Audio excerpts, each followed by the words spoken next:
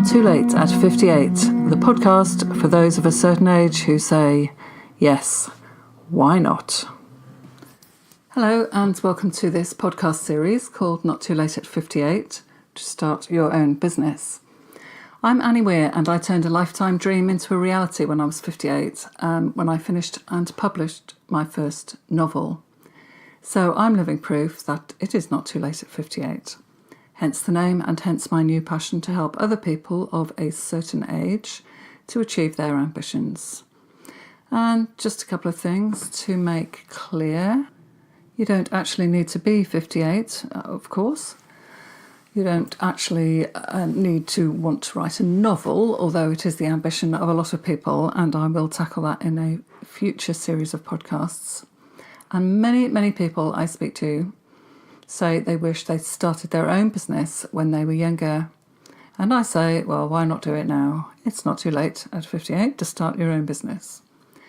This series of 10 episodes will address some aspects of starting your own business. And future series, as I say, will include novel writing, business book writing, and getting your training sessions online. So if you'd like to know more about me and Not Too Late at 58, just hop back to the first episode of the first series.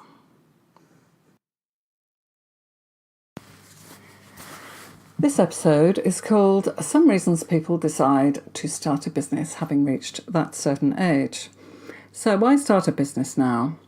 Well, it needs to be now because you're getting older and you want to realise that dream of having your own business while you've still got the energy and the enthusiasm for it.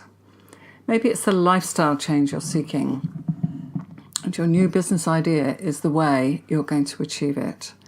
Maybe you're thinking the best time to have embarked on this was 5 years ago or 10 years ago, but the next best time is now. So are we ever satisfied? Well, maybe not, but what I know is that with every passing year, there's less time to make the dream come true. 58 is not too late, and I'm starting right now by recording podcasts as well as writing the book to accompany the online course and developing the weekend workshops. And I'm way past 58 now. So here are a few reasons for starting a business at our stage of life. This is something that seems more and more common, and lots of people I know say this, and the reasons for it are varied.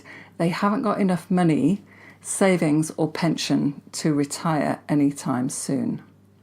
A couple of people I've talked to used to have a pension plan, but for various reasons no longer do, or find it's not going to be enough for all those years ahead. One woman I know worked for a big company and had a brilliant non-contributory pension scheme, so she had quite a bit banked for that elusive retirement day. After she left, though, she took a 0 hours job, and because she never knew where the next payment was coming from, she was frightened to put any cash away out of reach. Now she's thinking about retiring. She realises there's not enough in the pot to sustain her lifestyle. And I should say here that her lifestyle is not extravagant. A car, a warm house, a holiday every year, and being able to go out and eat when she can't be bothered to cook. In my world, that is a minimum requirement. Another example is someone who split up with her husband. And that would be the person who was going to provide for them both in their old age. She didn't do any paid work, or hadn't done for a long time. And then she was left with virtually nothing. She'd always wanted a little business, but her ex-husband hadn't been supportive. She didn't force the issue. Well, now is her time. As well as divorce, there's the possibility of widowhood at our age and the fear of ending up alone and with less money. And having a successful business, even a small one, can provide social interaction as well as income. Final salary pension schemes are virtually a thing of the past. Used to be, you could ease into retirement and barely notice the difference. Not anymore. The massive difference in income is something that many people aren't prepared for. And someone else I know had a lot of his pension fund in Iceland when the banks crashed a few years ago, and the value of it decreased hugely.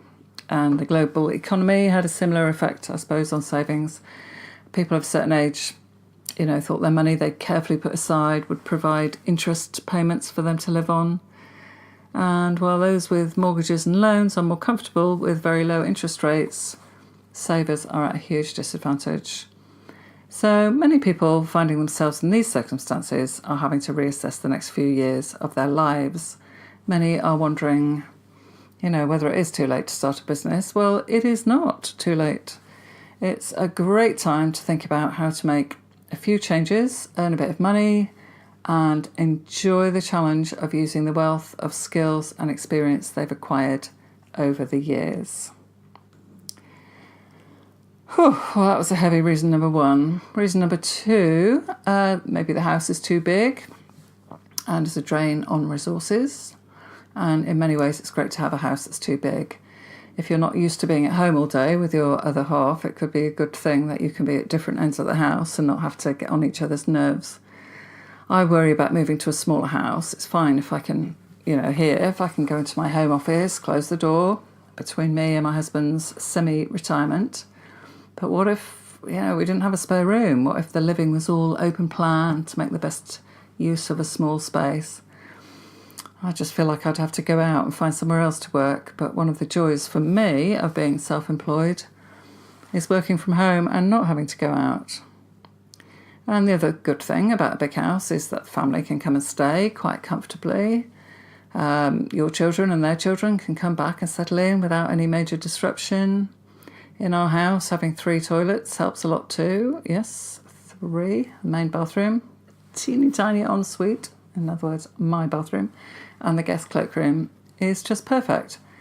The thing is, the family isn't here all the time, and the rest of the time the house needs to be heated, or the rooms start to smell cold and musty, and decoration and maintenance needs to go on, even if there are just 2 of you there, or on your own. Council tax is higher, there's more lawn to cut, plants to prune if you're lucky enough to have a garden. And all this at the time when you're getting older and the pensions and savings won't stretch as far as you first thought. So it's hard to justify getting someone in to do these jobs that really need doing. But starting a new business might be the answer, if only to be able to find the extra money to pay someone else to do those jobs that seem more difficult now. Okay, that's reason number 2. Reason number 3, so perhaps you're not actually retiring yet, but desperately need a change of job. And instead of setting up as an entrepreneur, try having a look at the jobs that are being advertised at the moment. In my local paper, there are jobs in hospitality. When I was younger, I loved working in bars and hotels and restaurants. I loved the buzz of people on holiday and having a great time. And the Lake District hotels have jobs all the year round, which I know I couldn't do any of those jobs. My feet would be killing me by the end of a shift behind a bar or in a dining room or a kitchen, even though I could perfectly well do the jobs and probably love them. I couldn't do housekeeping, actually, because I'm not very good at it. And in my local paper, there are jobs in the social care sector. Now, care workers do a brilliant job, but their hours are generally not set. Many have 0-hour contracts. And I've heard that some organisations do take advantage of their good nature. And if you're looking after somebody elderly or vulnerable who's going to miss out on a visit, if you say no to another bit of overtime, you may feel that you can't say no. Well, I understand that, and I certainly don't want to be put in that position in the first place. And also in my local paper, there are jobs in children's nurseries. And I think this could actually be a sign that the economy is picking up and more people can afford to pay for childcare when they return to work. But I'm not qualified to do that. So that one's out of the question for me. And can you imagine how exhausting that would be, looking after rooms full of children all day? And reason number 4, this is 4 out of 5, by the way, I have found that, have you heard of the phrase FOMO, F-O-M-O, fear of missing out, has become such a big motivator now that I've reached that certain age. And suddenly it seems important to get on and do things that I want to do. Having my own business might not, doesn't actually give the same financial certainty as having a job with a regular income. But the flexibility it offers is much more important to me now. And, different people want different things and fear missing out on different things. So maybe, the other set of grandparents are getting more time with the grandchildren than you are. Maybe your holidays need to be fitted around other people's holidays at work. Maybe you'd like to be a bit more spontaneous and just go off when you see a good special offer. Maybe you like lunching. No, this is me. Maybe you like lunching with friends, and friends who have more time than you have. Maybe you want to learn something new, or spend more time, in the great outdoors. A lot of people do that around here where I live. And I'm able to fit in a lot of those things around my work, and I love that. The choice is just lovely. And that gets to reason number 5, which is just because you've always wanted your own business. And I absolutely understand that. I always wanted my own business, although I wasn't really sure what for a long time. I always wanted to write a book, although I didn't really know what about for a long time. Sometimes you just have that feeling, don't you? And a few other reasons before I finish for wanting to start a business now. Maybe your children have left home and you feel bereft and want to fill that void. Maybe the children can't afford to or don't want to move out, so they remain a drain on your resources, so you need to supplement the family income. And you hear a lot, don't you, about children leaving home, making plans. You making plans, and then they announce that they're moving back. Or maybe you just want to see if you can make it work, while there is still time. And a lot of people aren't prepared for the inactivity, the loss of structure to our days, not feeling useful. And I do know that not everybody feels like this, of course, and you still hear loads of people saying that they don't know how they ever had time to go to work. So if any of the reasons above strike a chord with you, or maybe you have other reasons of your own, and you feel like now is the time to start your own business, you need a plan. Yes, actually you do need a plan. You need a plan because it's quite difficult making life changes. It's quite difficult starting a business, but time is moving on and we really, really must make the best use of the years we have left. And there are personal considerations like the yes but phrases that come into play when all the enthusiasm dissolves into a pool of self-doubt and apathy. And that's when you start thinking about everything that's ever gone wrong and you blank out the times when you tried something new and it worked or energised you or brought you a sense of pride and well-being, or it brought showers of compliments from other people. Isn't that so great? And this is the time to acknowledge all of these things and make use of them. We've all got baggage, we've all had disappointments, but we've all achieved stuff as well. So let's recognise the current worries, the negatives, the perceived failures and the procrastination. Let's forgive ourselves all that lot. Let's take the positives. Let's be bold and make a plan that motivates and enthuses, that's a hard word to say, enthuses us. And then, of course, there are the business considerations like, what exactly am I going to sell? And by the way, you do have to sell, otherwise you haven't got a business. Who's going to buy whatever I'm selling? How will I find these customers? How do I know whether I can make enough money to cover at least my living expenses?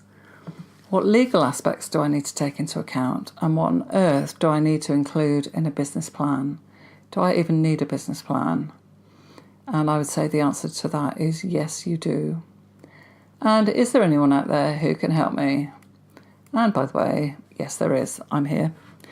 So in the next podcast of this series, I'll cover the types of things that need to be in a business plan, Then in later episodes, we'll look at some of them in more detail.